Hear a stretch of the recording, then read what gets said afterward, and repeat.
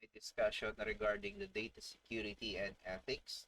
So, in this discussion, we'll be talking about first the very basics of data security, as well as the importance of ethical considerations in using this data that we enter in every system that we use in everyday life. Okay. So, another will be the discussion regarding the data security measures. We'll be talking about the different strategies on how we can secure our data and the feature of this data security with the use of our so-called artificial intelligence. Okay, so without further ado, let me just share this screen so that we can start our discussion regarding this subject.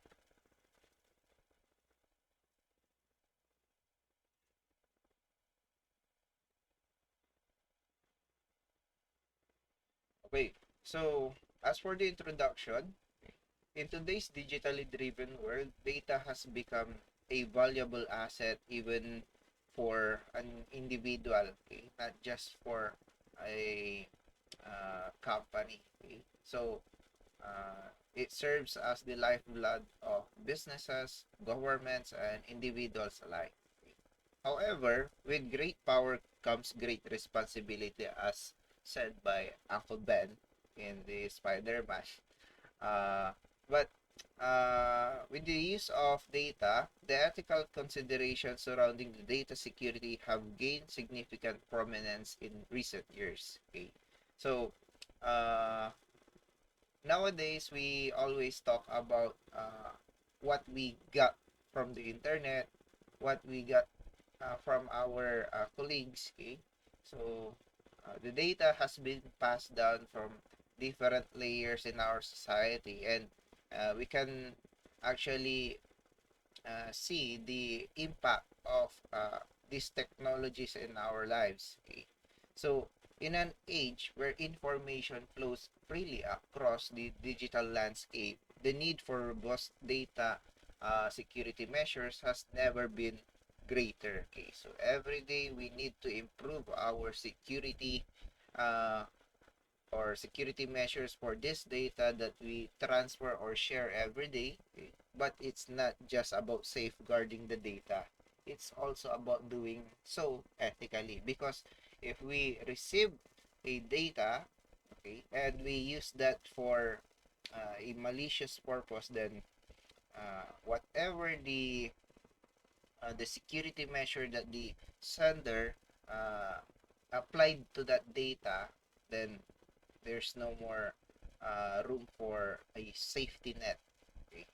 So, in this discussion, we'll explore the intricate relationship between data security and ethics. Okay, so we'll examine the importance of safeguarding information nowadays, which we call the digital age. Okay, so let's start our discussion by having the concept of data security.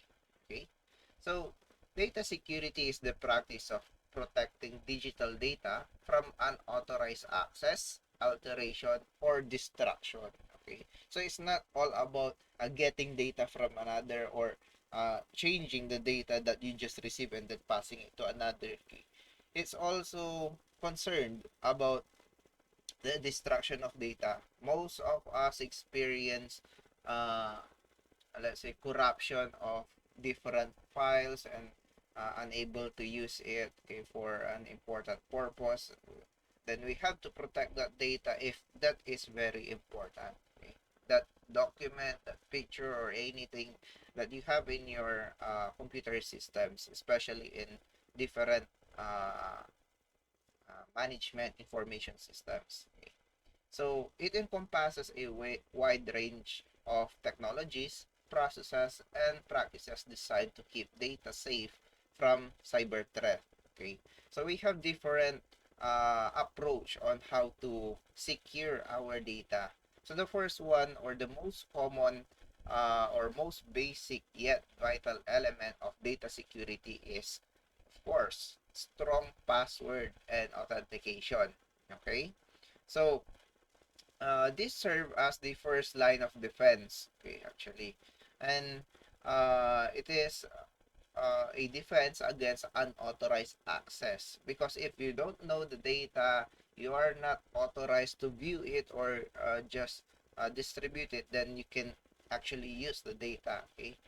There are ways on uh, how to add passwords to your Word documents if that Word document has uh, a confidential information within it. uh, there's also other ways wherein you can compile a bunch of files, and then uh, you can just uh,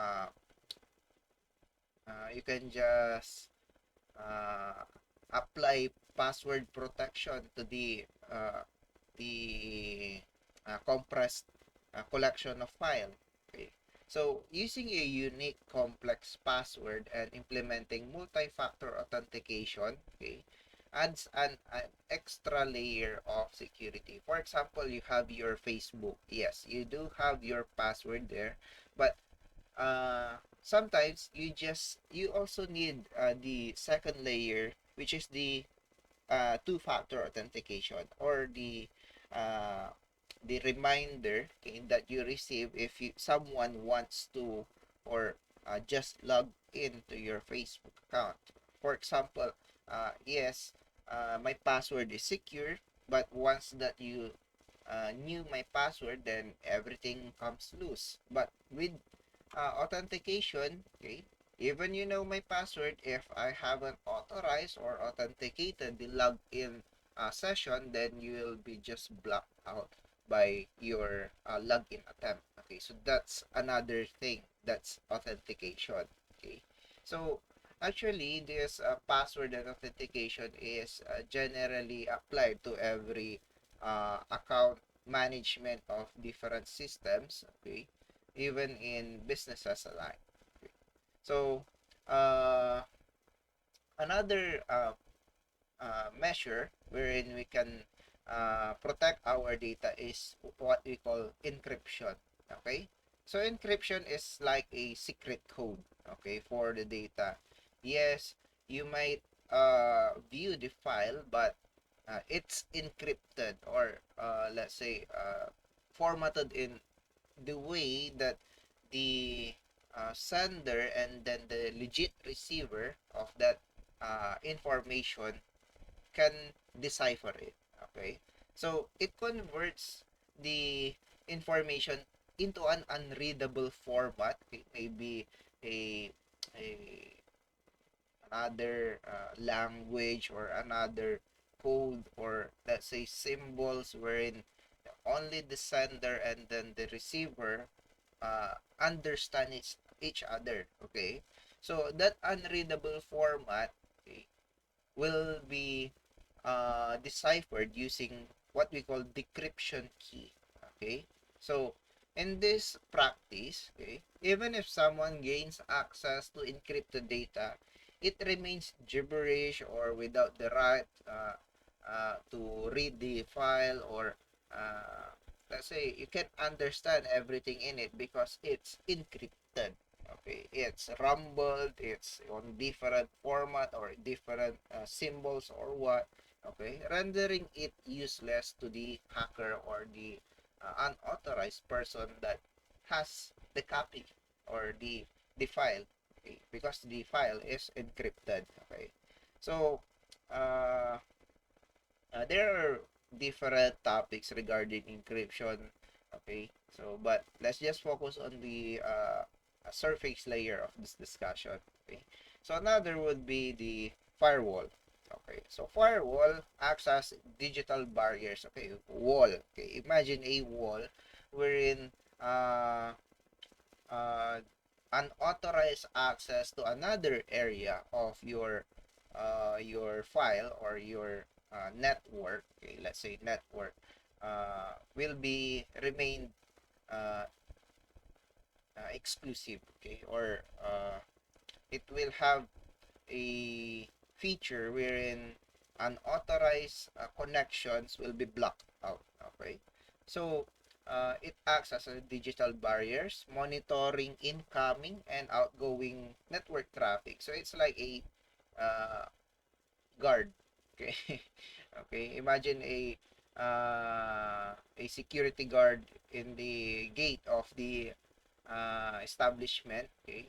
They will just check if that employee or that person is a, an employee of the company or not. Okay. If not, then they will just send the person out of the premises. Okay, if that is an authorized employee or has something to do with the establishment, then uh, they they assess, okay, what acts is the employee is going to take, okay, while he's inside the premises or what. Okay, so they filter and block potential threats. Okay, so that's firewall. Okay, so ensuring that only safe data passes through. Okay, so for example here in our times, okay, we always download anything on the internet, but uh, in our technology nowadays, okay, we are protected by these firewalls. Okay, if you click on a malicious website that sends you different files just to infiltrate your system, okay, these firewalls will just block all of those threats, okay, automatically if it's included in the in its database. Okay, so another, okay, is for the destruction of data. Okay, so we have data backups. Okay, so data loss can be catastrophic. Okay, actually, I've experienced that on my earlier years. Okay, and I learned a lot. Wherein uh, uh, the time that you might need the data and it cannot be retrieved or it's been corrupted, that's very very annoying. Okay, and you just have to find, where did I put a copy of this, where did I save this, do I have another file on my cloud or another device or storage. Okay, so okay, if data, all of those data in different forms or uh, forms or either physical or digital form, okay, or data that has been lost, okay, it will be a disaster for even for even for individual or business. Okay, so regular backups both on-site and off-site. So the difference between on-site backup is that you make a copy of your file or your data on a storage device that you have in physical custody. Okay, and as for the offsite, okay, you might save the data on either uh, a device or a computer outside of your premises, just to have a security rate. What if your building collapse? Okay, all the data inside it is destroyed, or the area got flooded, or whatever the environmental uh, catastrophe that has happened. Okay, or you can also save your data on other location. Okay, or you can also save your data on the cloud, okay, which is an intangible area wherein you can save your your data. Okay, so the cloud uses servers from different locations around the globe, and of course those servers uses RAID technology, wherein they always make a copy just in case of data loss. Okay, so these regular backups are critical, okay, and crucial to ensure that data is compromised or it can be restored. Okay, data that is compromised or lost can be restored. Okay, so that's the importance of data backup. Okay, so maybe I'll ask you a question regarding how often do you back up your data? Maybe every month or once a year, or that depends on uh, how you give importance to your data. Okay, so another measure or strategy on how to secure your data is patching. Okay, patching and updating your data, okay, can make your systems stronger. Okay, just like our immune systems. Okay, if we encounter new threats, okay, in our health, okay, our immune system will adapt to it. Okay? It will patch our immune system, update it, okay, so that the next time that the threat will come into our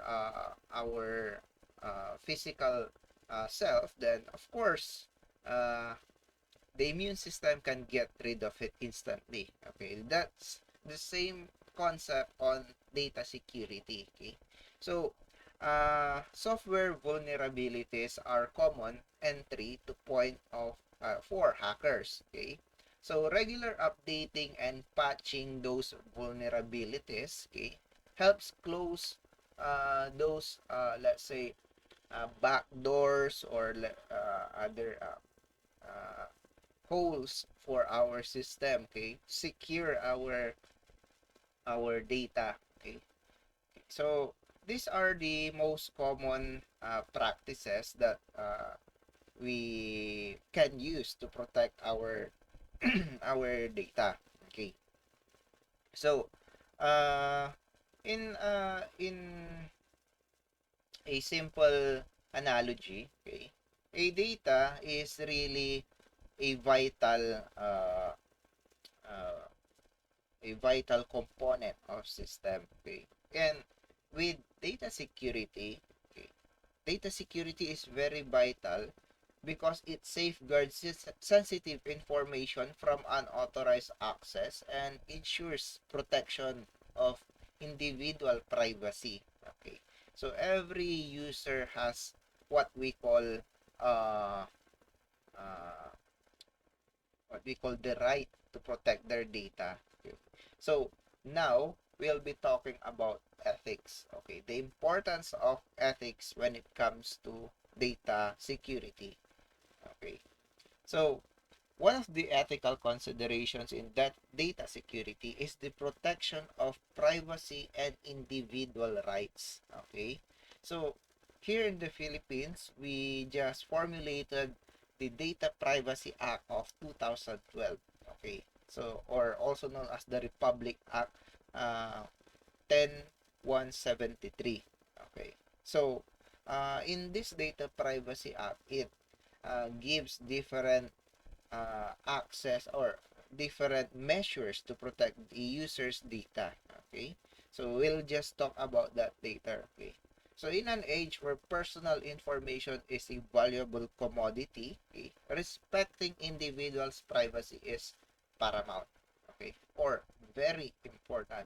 Okay. It's because uh, nowadays you can actually download pictures, videos, or even just alter uh, alter uh, things that you see on the internet. Okay, it's not like a uh, close system where you can actually take a screenshot, get a photo of another person, and so on. Okay, so every user in our systems nowadays must be protected with this. Okay, so let's go to the different practices when it comes to this uh, ethical considerations, okay, in protecting the data privacy. Okay, so now let's go to the ethical data practices, okay, that we usually implement, okay, for our data. Okay, so the first one would be informed consent. Okay, so actually informed consent is the same as giving or acknowledging the receiver of the data to use your whatever you just gave consent. Okay, so ethical data uh, practices require the individuals or every user to provide informed consent before the data is collected for use. Okay, just like how you use your social media accounts, every data that you enter in your social media account will be a property of Facebook. Okay. So, meaning whatever you upload in their system uh, is their property. Okay. So, you can uh, actually get the right wherein you must delete that. Okay. How how would you know if they really delete the data in their servers, right? Okay, so in this informed consent, this means people should be fully aware of what data is being collected, okay, how it will be used, and they must have the option to opt out whatever they choose. Okay. So, for example, when installing an app in your phone, okay, just make sure you read the EULA or end user license agreement, and then you can actually see the permissions of every app installed in your phone. Okay, so let me just have this as an example. Okay, so let me just browse for an app installed in my phone. So for example, I have this app called maybe this one here. Okay, Fast. Okay, Fast is an app Fast is an app that provides me with measurement of my uh, network speed. Okay, so this came from fast.com, and as of now, my permissions for this app is uh, the only permission that I allowed it is the permission to access my network. Of course, it will just use that permission to measure my internet speed. Okay?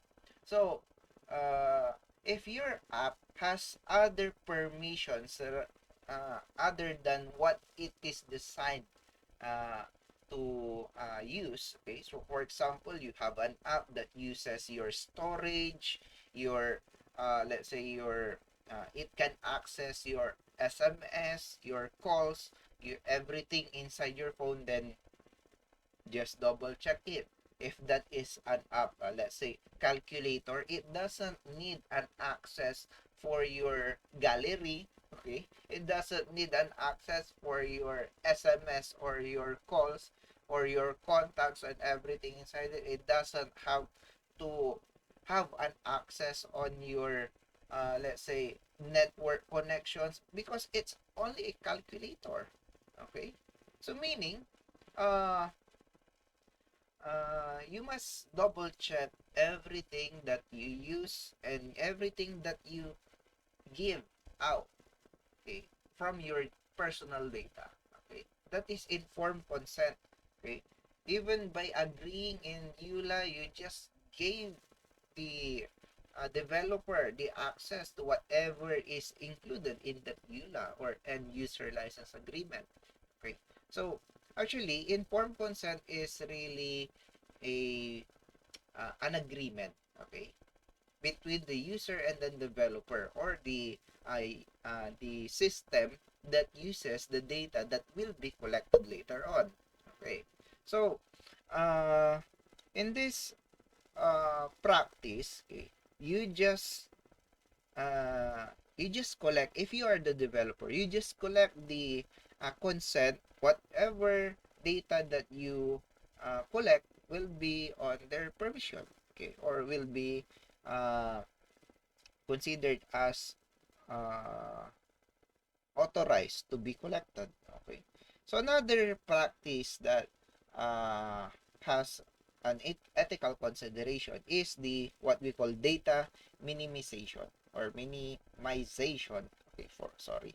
Okay, so this is the part wherein collecting only the data that is necessary for a specific purpose is an ethical practice. Okay, you don't have to ask anything, or if you are the ones that has been or that will be collected, or the data will be collected from, okay, you don't have to answer everything in the form. Okay, so for example, you are filling up a form and every data is let's say not necessary for your whatever purpose you are applying. If, for example, you are applying for a job, okay, and then they give you a bio data form or a personal information form, okay, and it says there's that you just have to uh, type in or write everything in the blank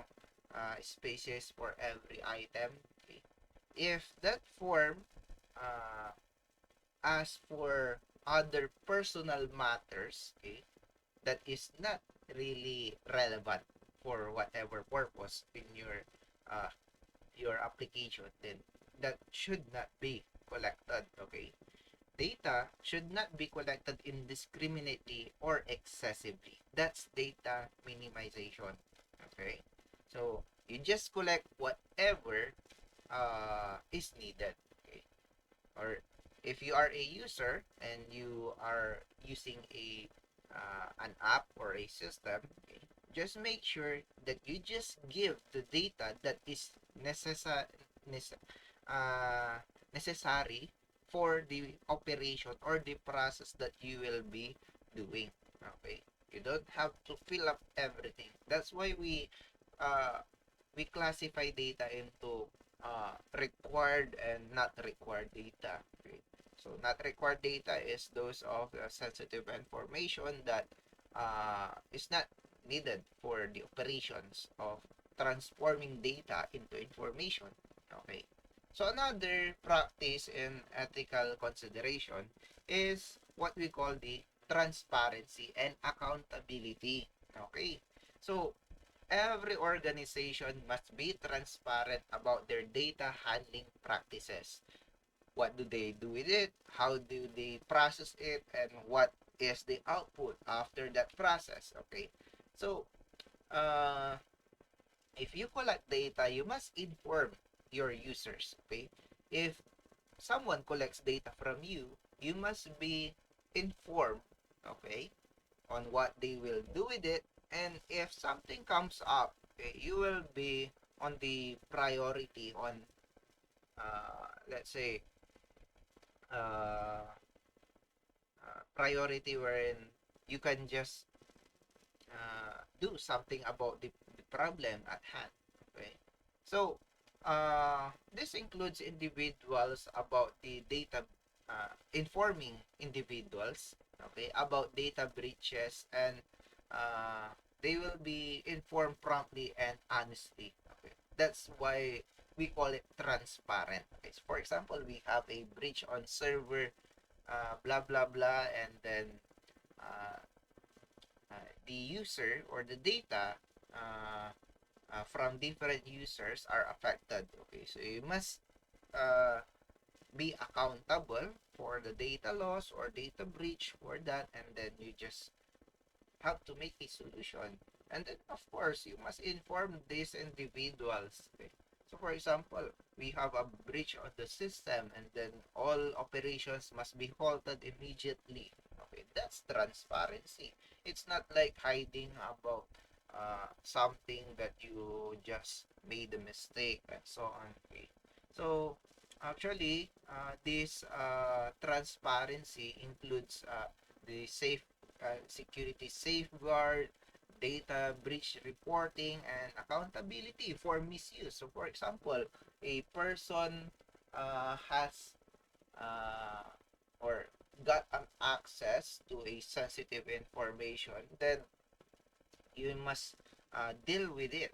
Okay, if you are the ones collecting the information. Okay, so that's a misuse of uh, data, okay, from your employees. Okay, so uh, you are accountable for misuse, but actually this part here, okay, is sometimes a gray area, a gray area when it comes to the informed consent, because if you gave consent that whatever data or whatever purpose that the company uses for that data that you just uploaded, okay, that you have no right, okay, to file a case and so on, okay, because it says in some, okay, not all, okay, it says in their informed consent that they're not accountable for anything that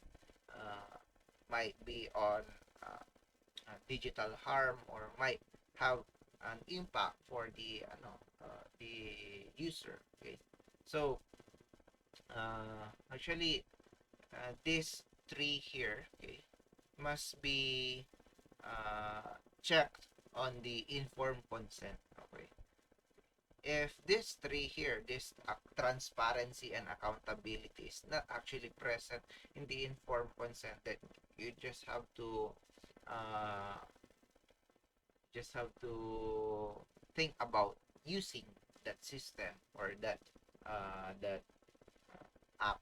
Okay, so if they're not accountable for any misuse or data breach and so on, then you're at stake.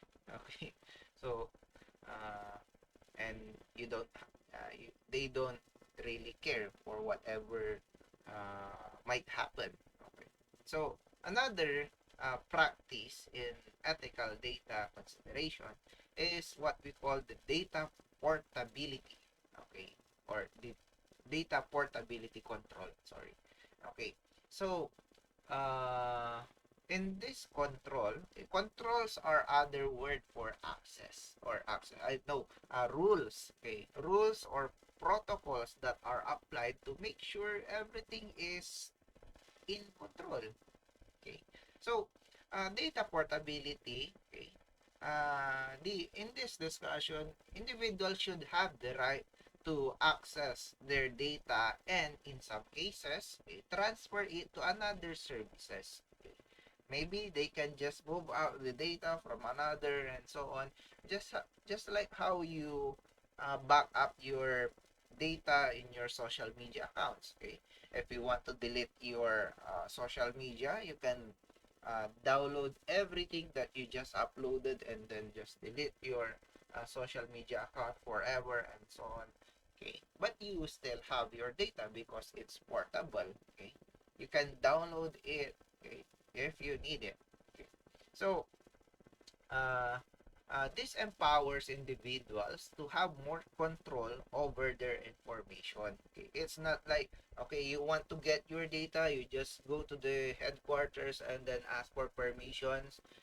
Bring this device. You must have a let's say uh, a a hard drive or SSD, okay, just to save your data and that will be scanned by our system. No. Okay, this control empowers the user themselves. Okay, it means they must have all the access to the data, okay, whenever they need it. Okay, so here I have this data life cycle wherein uh, we can actually see the how data is used in different systems. It might be ERP or accounting information systems and so on, healthcare information systems. Okay, so okay, let me just zoom in this part here. Okay, so the first one would be collection, okay, creation and collection of data. Okay, so this includes the sourcing of the data from available channels, even from the users themselves. Okay, so after collection of the data, okay, the second life cycle is the storage and transmission of the data. Okay, storage and transmittal of collected information for processing through IT systems, physical filing and transport is done in the space. Okay, so it might be on a digital form or a printed form or physical form or any thing that can be used for storage. Okay?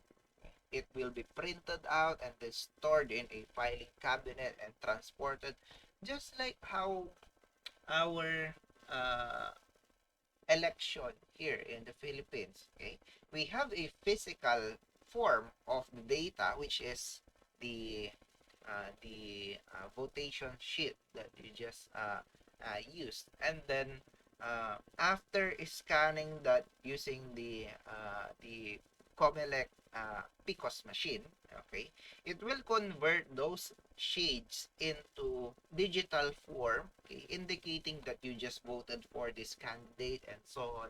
That's a digital form of your data. Okay, so it will be stored on a intangible storage, okay, or a compressed file, and it will be forwarded into the COMELEC HQ, okay, or Commission on Election headquarters, okay, for verification if the physical form of your data and your digital form of your data, and it will be transported, okay, transported physically or digitally through a network. Okay. So after that, it will just be stored. Okay. So in this space, it's like a securing the data that you just collected. Okay. And then the third one would be the purpose of the data, usage and distribution, or use and distribute. Okay. In this space, processing of collected information and internal distribution is done by whatever the purpose of the data that has been collected. Okay. For example, what I just said, the COMELEC. Okay. The data that has been collected will be counted and then added to the tally sheet of the candidates to see who won the election. Okay. And then the fourth one is the retainment, okay, or retention. Retention of process information due to possible use of statutory requirements. So, for example, verification, audit, validation. Okay, so you must not throw away what has been used for processing. Okay, it might be used for auditing purposes later on. So you just have to retain it. Okay. But if not, okay, if not, it's not really necessarily or outdated data, okay, after some time, just like your receipts or invoice from your financial transactions in everyday life, okay, after several years, 5 years, and so on, okay, the system will decide, okay, if the data that has been collected will be disposed or destroyed. Okay. Disposal of process information once retention period lapses. Okay. So I have here a receipt for my transaction in buying something, and it says here that this invoice shall be valid 5 years from its date of transaction. Okay. So it means in their system, uh, it houses the data, it retains the data within the 5 year duration. After that, if that it has nothing to do with anything else for the operations of the company, it will just dispose and destroy the data, okay, to prevent misuse. Okay, because if it will not be destroyed, it will be just disposed. Let's say I have a let's say personal information sheet, okay, and then I've been applying to that company, and that company just threw away my personal information sheet. That personal information, okay, within that sheet will can be used by uh, other people that might let's say use it for malicious purposes. Okay, so you must destroy the data if it serves no purpose. Okay, so that's the data life cycle. Okay, I hope you learned something regarding that topic. Okay, now let's go to the data security measures. Okay, so where's that? Okay, so I have formulated different ways or different suggestions or ways to protect the valuable information in these times, okay, in the digital age. Okay, so yes, that's encryption. That's one, which is uh, I just said earlier. Okay, so uh, this is a fundamental data security measure that acts as a shield. Okay, just like I have said, encryption is like a gibberish format of whatever uh, whatever you just send, and then decrypt it with the decryption key or decipher it with the decryption key.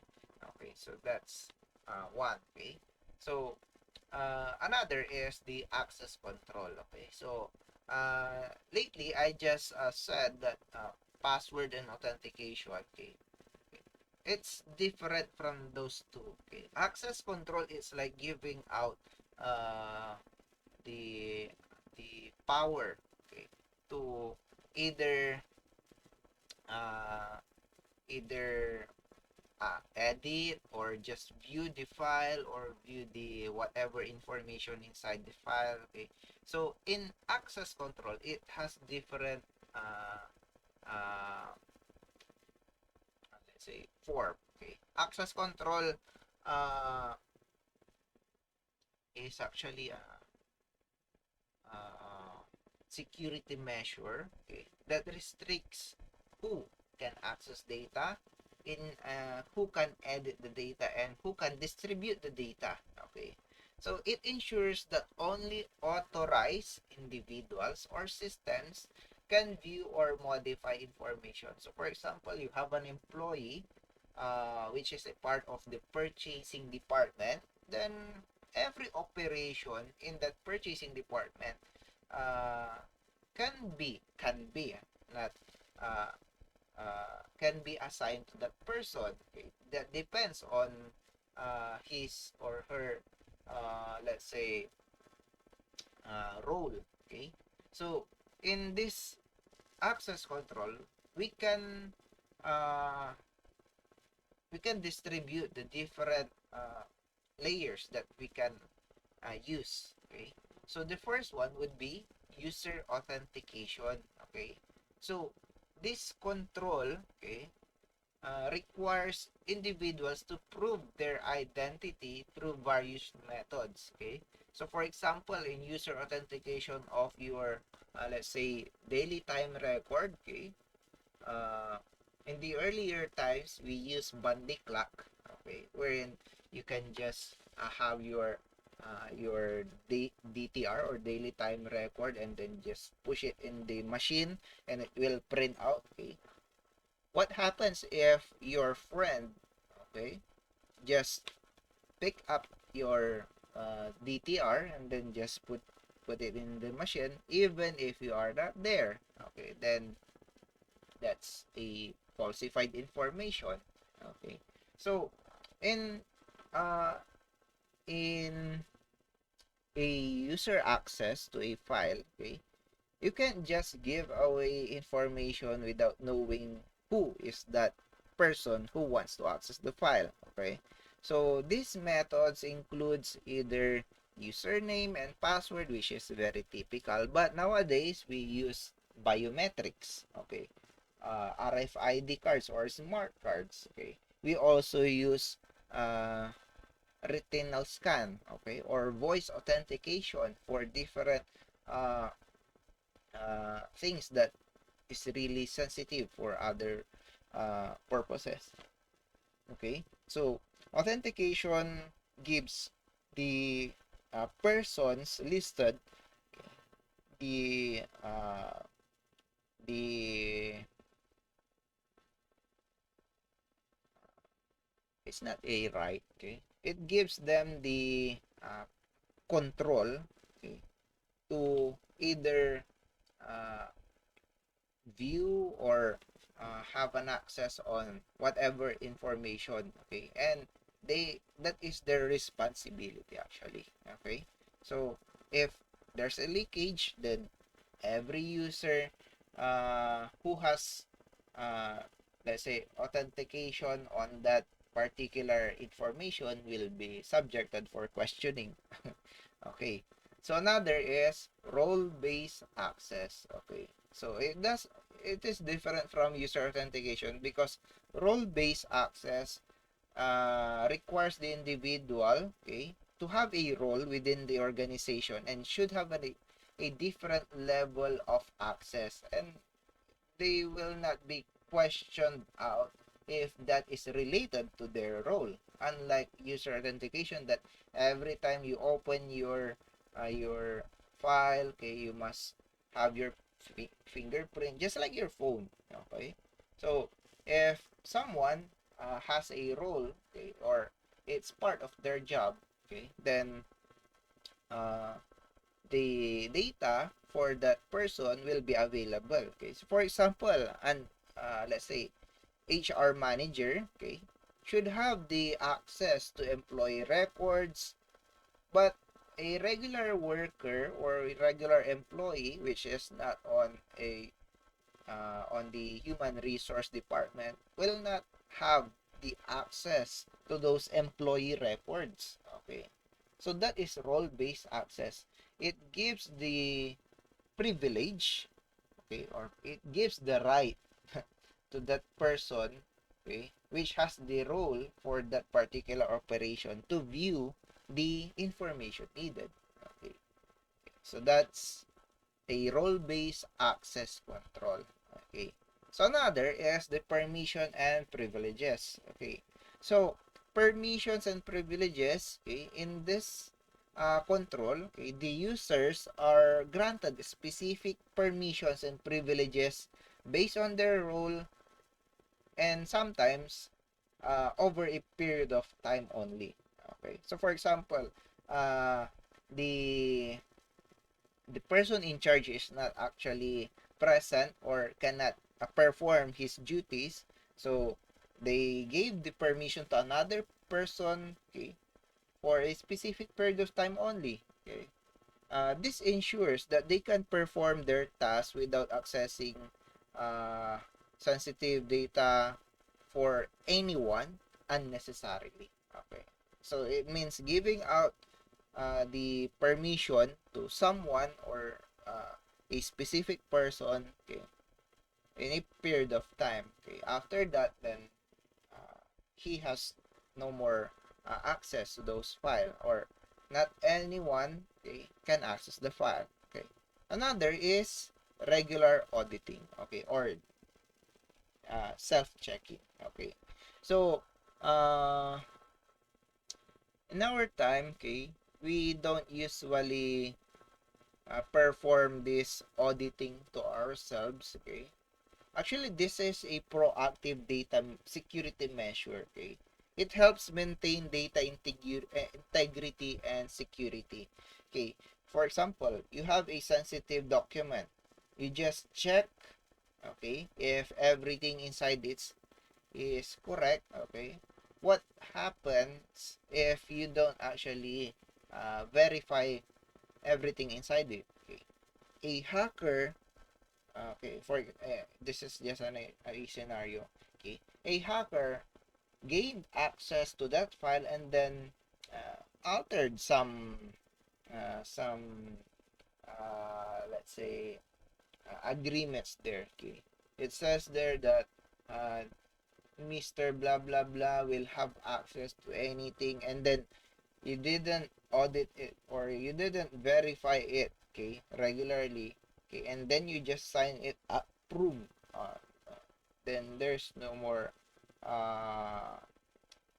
no more integrity to that data because it has been altered by someone else. Okay, so it involves systematic reviews of systems, processes, and data to identify the vulnerabilities and ensure compliance with security policies of the company and the community. Okay, so this involves vulnerability identification. Okay, you must audit the system, check their loopholes, and so on. Okay, you must also check the compliance and regulation for those systems, because not all apps are helpful. Some might be harmful for the company. Okay, for example, a let's say a developed software for a company, okay, by an outsourced developer, can have a backdoor for that system. Okay, so watch out for that. And then the incident response and continuous improvement is also a part of this auditing. Okay, so in case of data breach, an audit trail can provide valuable information about how the breach occurred and what data has been affected, and uh, what are the measures on how to prevent it in the near future. Okay, that's on the continuous improvement also, right? Which finding out the faults and uh, creating solutions, okay, to prevent the risk of having that incident again, right? So these are ways on how we can protect our data, okay, inside our systems. Okay. So now let's go on the topic about the future of data security. Okay. So nowadays we are let's say we are fond of using artificial intelligence and machine learning in doing uh, our daily tasks easier. Okay. So when it comes to data security, artificial intelligence and machine learning are poised to play a significant role in the future of data security. Okay, both good and bad. Okay, so there are other concerns about AI in terms of data security actually.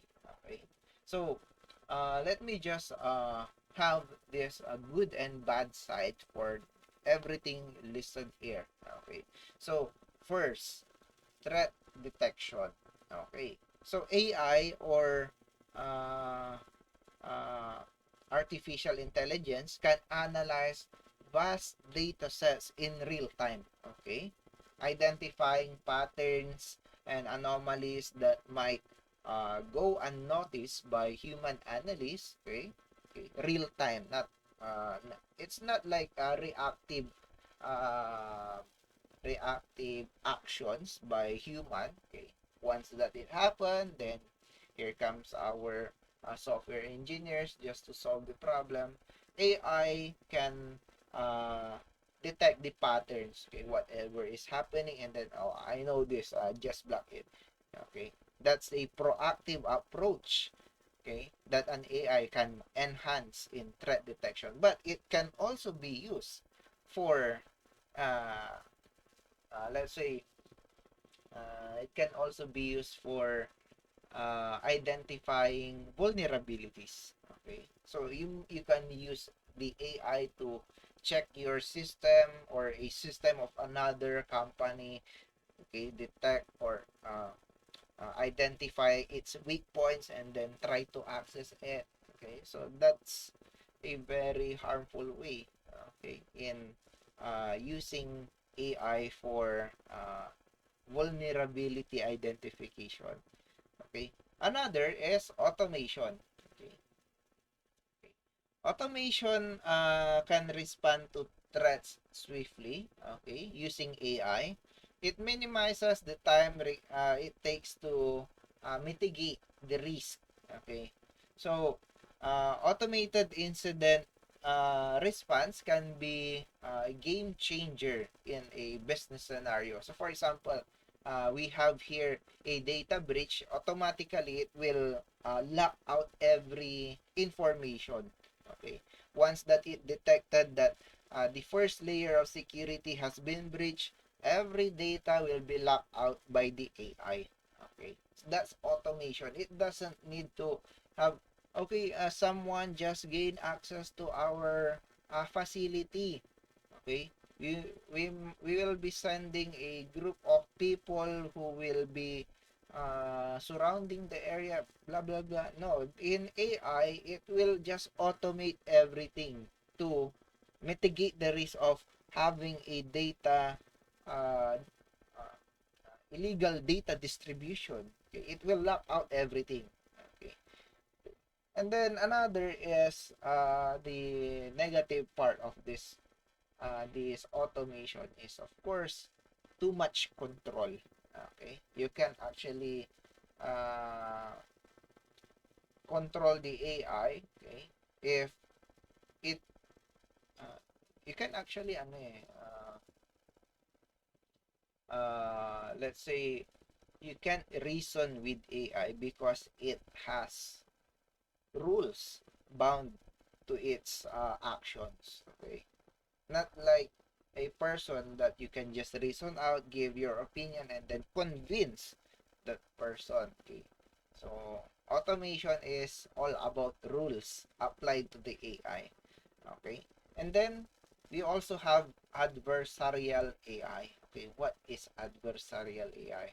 Okay, uh this is the part wherein cyber criminals will make use of AI uh, uh, to create deceptive tactics, invade privacy, okay, or make other other other malicious acts. Okay, so adversarial AI can create deceptive or these tactics, okay, that evade traditional security measure, okay, making defense more challenging. Okay, because AI is, of course, that's beyond the human intelligence that we have now today, with its vast knowledge that it can pull out from the internet. Who knows what it can do next? Okay, so actually, okay, another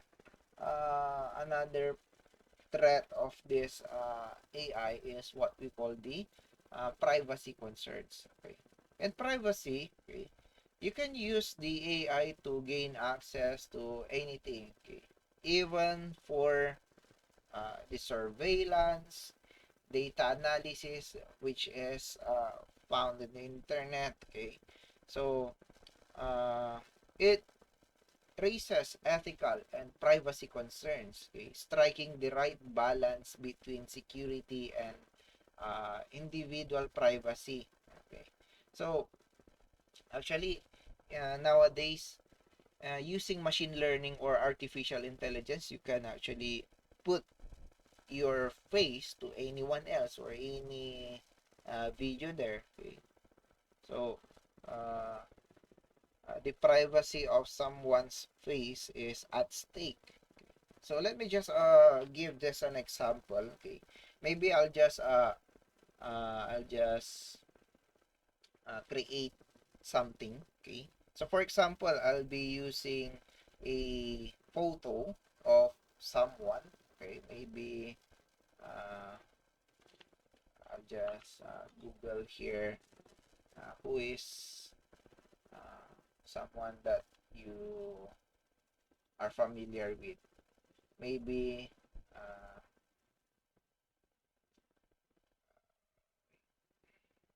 this is an example of a machine learning, okay, that is used for other purposes. Okay, maybe I'll just look for someone else. Okay. Mm,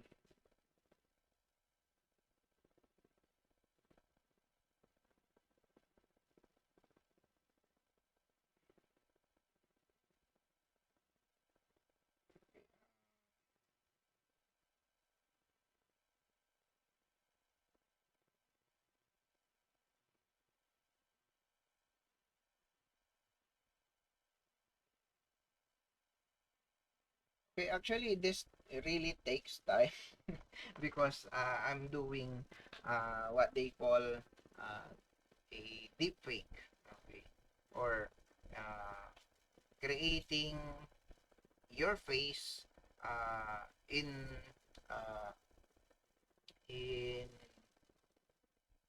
another else scene. Okay, so for example, here I have a scene of a person singing. Okay, maybe here. Okay, I have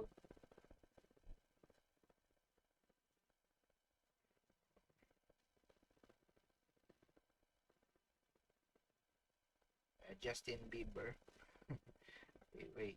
Let me just have this as an example. I'll use the face of, let's say, Jackie Chan on Justin Bieber's uh, song. Okay, and then let me just share that to the screen after rendering the machine learning. Okay, I can't actually put this on the screen because it might have uh, the uh, copyright issues. Okay, I'll just put it in the screen after it has been rendered out. Okay, so we'll just wait for the machine to analyze the data of Jackie Chan and then put it on the body of Justin Bieber. Okay. So actually this is also a privacy concern because nowadays uh, the the misuse of this technology can be uh, very harmful. Okay, especially for women out there. Okay, so let me just this is just a few seconds actually. It really, or this process uh, needs a very powerful computer. Okay, it needs a very powerful computer just to render few seconds. Okay. It's saving, and then just it'll just take a few seconds here. Okay, stay with me, guys. Okay, so where is it?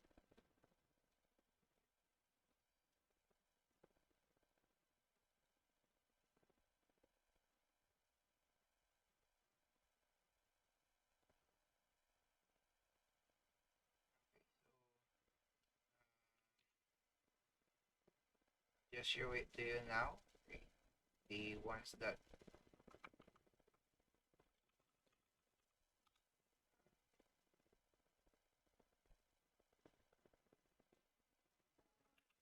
okay. So this is an example of using a machine learning, okay, to identify the face of Jackie Chan. Okay, so where is my screen here? Okay. Identifying the face of Jackie Chan and then putting it on the body of Justin Bieber. Okay, so for example here, okay. So what happens if your face is posted onto the internet and then everyone uses it for their own purpose? Okay, so for example here, Jackie Chan, okay, uh, sings a song of Justin Bieber in his body. Okay.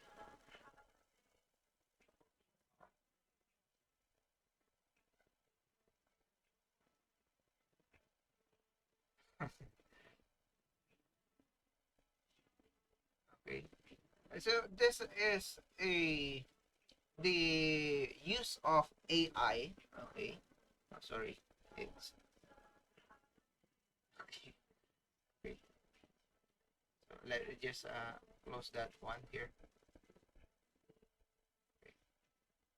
Okay. So that's Jackie Chan in the face of that's Jackie Chan face on the body of another person. Okay. So you can actually imagine the effect of the AI and creating privacy concerns regarding this one. Okay? They can just put your face any clip or any image that they like, and then they might use it for harmful way.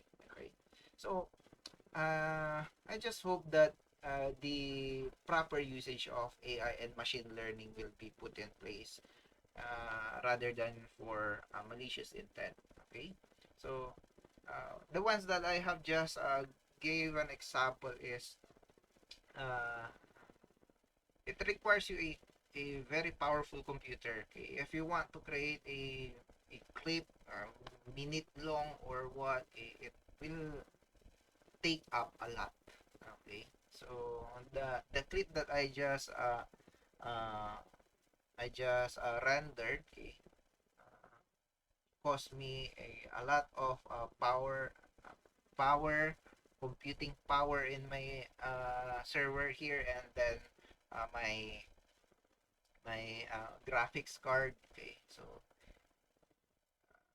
a minimum of around 8 gig graphic cards is needed for such clip.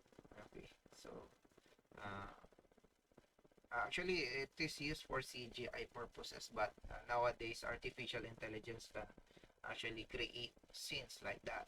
Okay, so uh, I hope in our discussions, okay, in the topic data security and ethics, okay, in a world where data fuels the progress, okay, let's remember that ethical data security is the foundation upon which a trustworthy digital society is built. Again, thank you for the time, and I hope you learned something about this discussion. So, thank you.